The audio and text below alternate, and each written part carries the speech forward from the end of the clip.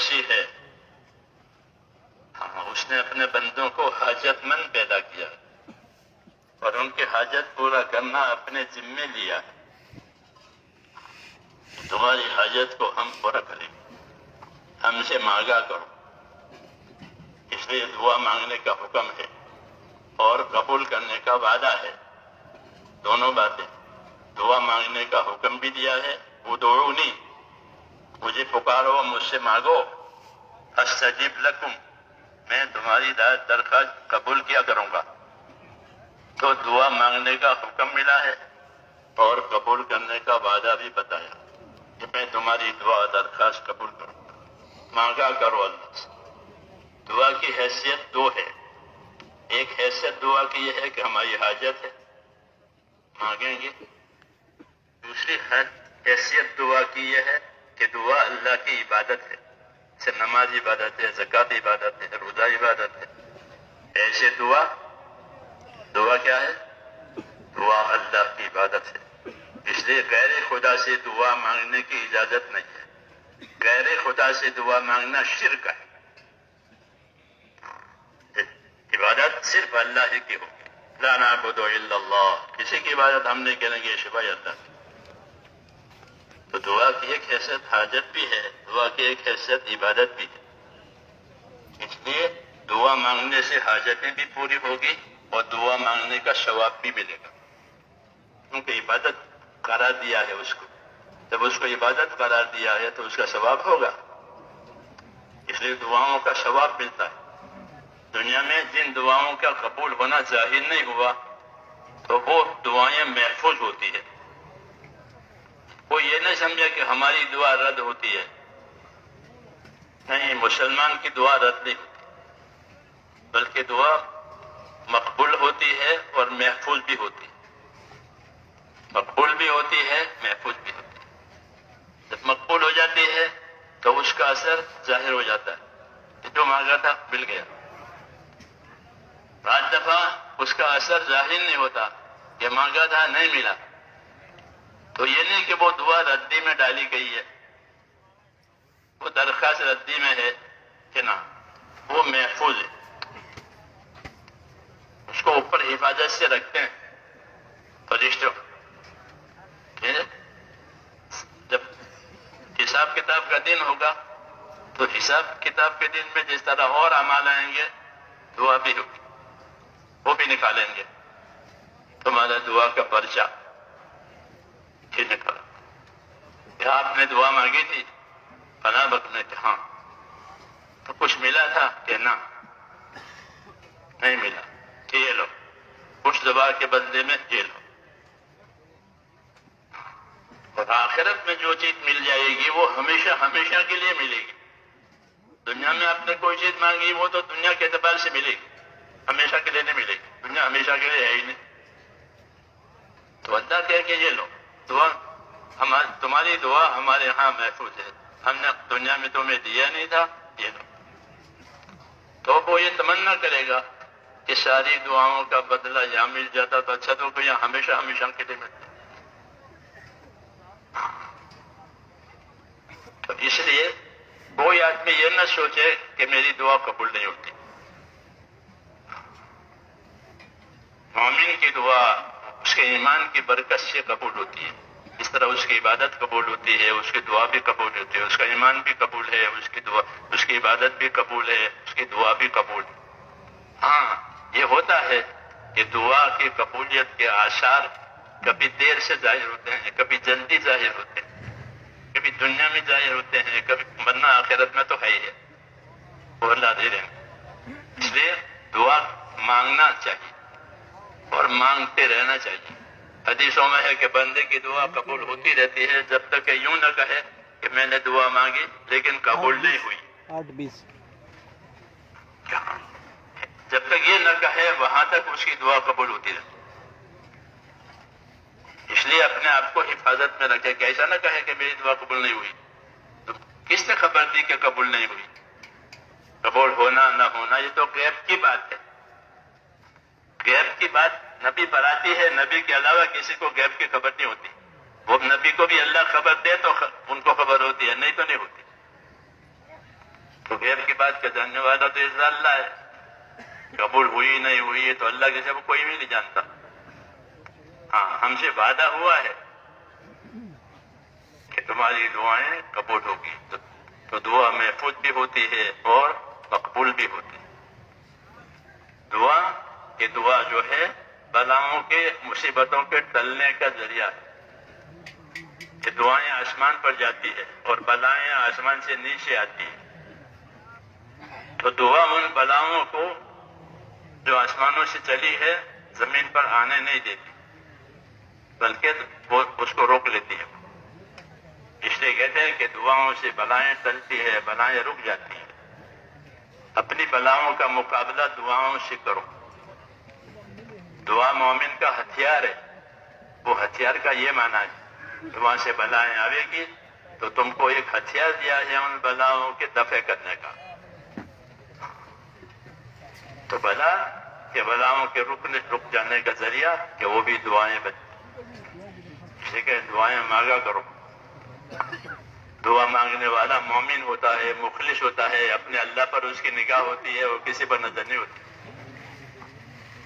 اس لیے دعا مانگنا ایمان کی شان ہے. ایمان کی شان ہے. لمبی لمبی دعائیں انبیاء کرام نے مانگی اور مختصر دعائیں بھی مانگی. لمبی دعا، اللہ کی طرف رجوع، اللہ کی طرف عنابت. کیوں کہ دعاؤں میں بھی ایک طرح سے حلاوت اور مٹھاس ہوتی ہے. ذکر میں بھی مٹھاس اور حلاوت ہوتی ہے، عبادت میں بھی مٹھاس اور حلاوت ہوتی ہے. لیکن چونکہ دل خراب ہو گئے اس لیے مٹھاس معلوم نہیں ہوتی. جیسے بخار والے کو چائے کڑوی لگتی ہے. ہاں بخار ہو گیا تو چائے کڑوی لگتی، چائے کڑوی نہیں ہوتی لیکن اس کا مزاج بگڑ گیا ہے. ایسے دل بگڑ جاتے ہیں تو پھر وہ دعا میں اس کو حلاوت اور مٹھاس نہیں ہوتی. ورنہ دعاؤں میں، اللہ کے ذکر میں، اللہ کی عبادت میں بہت زیادہ مٹھاس ہے. وہ دل محسوس کرتا ہے. اس لیے کہتے ہیں کہ اپنے دل کی نگرانی کرو، کثرت سے توبہ استغفار کرو کہ دل میں صفائی آئے. دل نعمتوں کو زیادہ استعمال کرنے سے سخت ہو جاتے ہیں اور دل گناہوں میں زیادہ لگنے سے کالے ہو جاتے ہیں. دو طرح کے اثر دل لیتے ہیں کہ زیادہ نعمتوں کا استعمال، زیادہ نعمتوں کا استعمال کہ یہ کہ دلوں کو سخت کرے گی، اور گناہوں کا استعمال کہ یہ دلوں کو سیاہ اور کالا کرے گا. حضرت عمر فرماتے تھے رضی اللہ تعالیٰ عنہ، احتفظ من النعمہ احتفاظک من المعصیہ. نعمتوں سے بھی ایسے اپنے آپ کو حفاظت پہ رکھو جیسے گناہوں سے اپنے آپ کو بچاتے ہو. کہ ہر ایک کا ایک اثر ہے کہ زیادہ نعمتوں کے استعمال سے آدمی عیش میں پڑ جاتا ہے. منع فرمایا، عیش پرستی سے منع فرمایا. حضور اکرم صلی اللہ علیہ وسلم، ایاک والتنعم، خبردار خبردار عیش پرستی میں نہیں جانا، عیش پرست نہیں بننا. فإن عباد اللہ لیسوا بالمتنعمین، کہ اللہ کے نیک بندے عیش پرست نہیں ہوتے. کیوں کہ جب یہ عیش پرستی ہو گئی تو اب وہ مناجات اور دعا اور ذکر اور عبادت اور اس کا کوئی مٹھاس اس کو نہیں ملے گا. دل بیمار ہو گیا. ایک ایک چیز اپنی جگہ بہت قیمتی ہے. دعا بھی اپنی جگہ بہت قیمتی ہے کہ وہ عبادت بھی ہے اور ہماری حاجت روائی کا یقینی ذریعہ بھی ہے. اس لیے دعا نبیوں کے ذریعے سے دی جاتی ہے اور نبیوں کو دعا ملتی ہے اور دعا سے بڑے بڑے کام ہوئے ہیں. نوح علیہ السلام نے دعا مانگی، مختصر دعا کام کر کے، رب انی مغلوب فانتصر، یا اللہ مجھ کو دبا دیا گیا ہے، یہاں میرا کام تو کیا ہوتا، مجھ کو ہی دبا دیا گیا، اب آپ اس کا بدلہ لیں.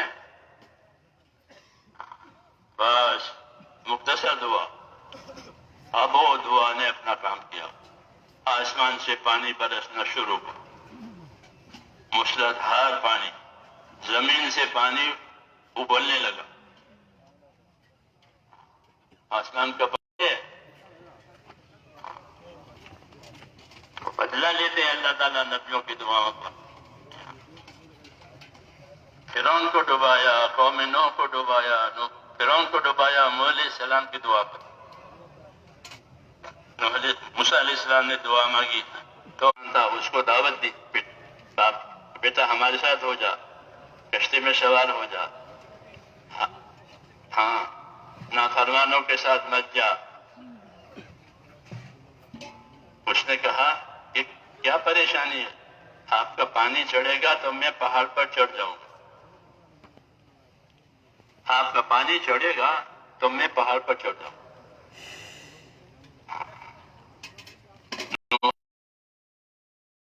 कोई ताकत बचाने वाली नहीं, कोई ताकत नहीं बचाएगी। किससे? कि अल्लाह के फैसले से, अल्लाह के फैसले से कोई ताकत बचाने वाली नहीं। लेकिन वो माना नहीं, तो पानी आया अजाब का।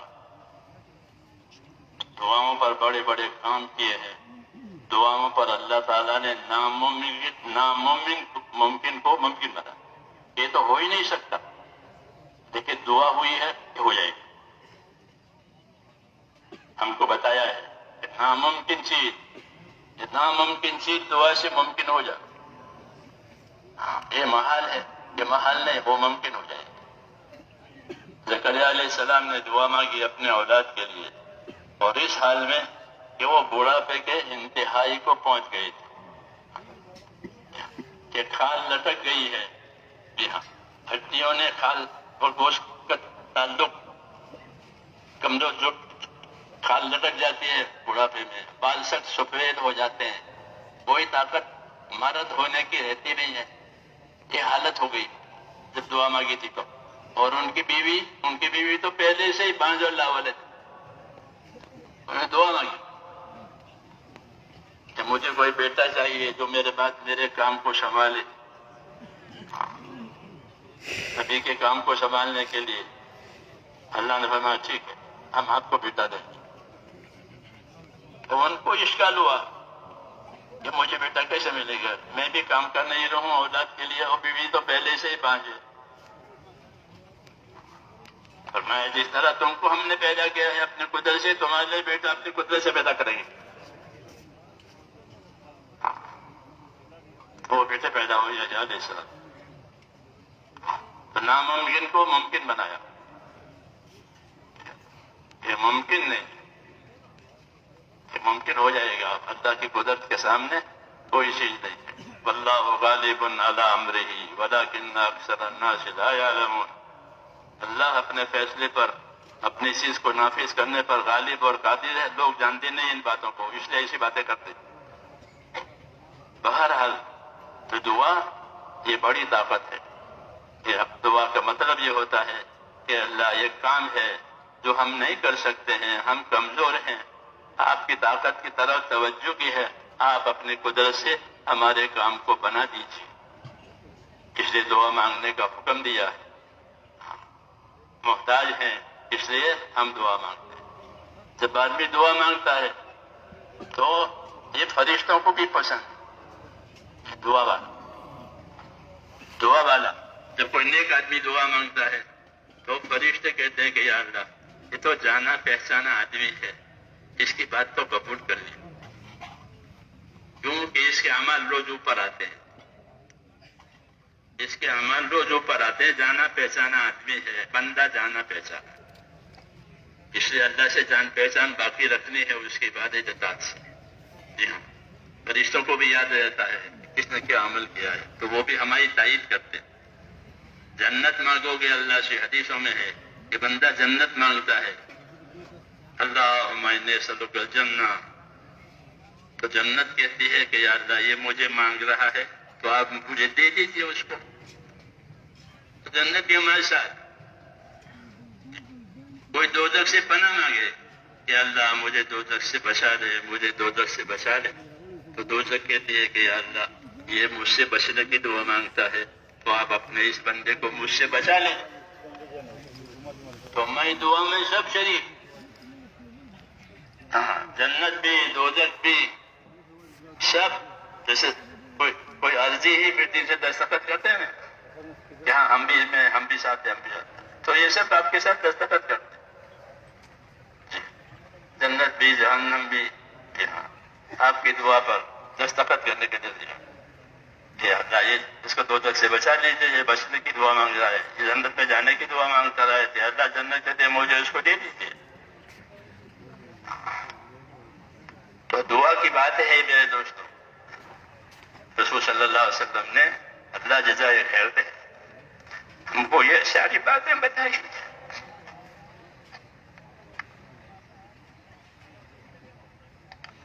اس لیے دعا کو بھی کام بنانا ہے. ہاں دعا کو کام بنانا اللہ کو بہت پسند ہے. دعا بہت. دعا عبادت کا مغز ہے. ہاں کہ دعا مانگنے والے کے بعد کوئی دوسرا کہ جب میں اس کے ہاتھوں کو خالی لوٹاؤں مجھے شرم آتی کہ وہ خالی ہاتھ آیا ہے اسے پھیلائے, اس لیے میں اس کے ہاتھ کو خالی واپس نہیں کرتا, اس کی مراد پوری کرتا. بڑا انعام آدم علیہ السلام کی مشکل حل ہوئی دعا سے. جب خطا ہو گئی نا, خطا ہو گئی جنت میں, تو اب وہ خطا کا علاج کہ دعا. وہ دعا بھی اللہ نے سکھائی. ہاں اللہ نے سکھائی کہ یہ دعا مانگو تو تمہاری غلطی معاف ہو جائے گی. فتلقى آدم من ربه کلمات. آدم علیہ السلام نے اللہ سے دعا کے کلمات لیے, ربنا ظلمنا انفسنا. تو اللہ نے دعا خود ہی سکھائی کہ یہ دعا مانگو تو تمہارے گناہ معاف ہو, پھر معاف کر دی. تو ہمارا تو پہلے سے کام دعا سے چل رہا ہے, ہمارے بابا ابا کے زمانے سے, کہ ہمارا کام دعا سے ہی چل رہا ہے.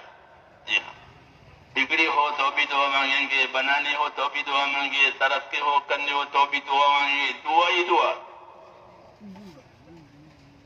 سمجھ میں آئی نا بات؟ تو مانگیں گے. ہاں مانگنا ہے, مانگتے رہنا ہے.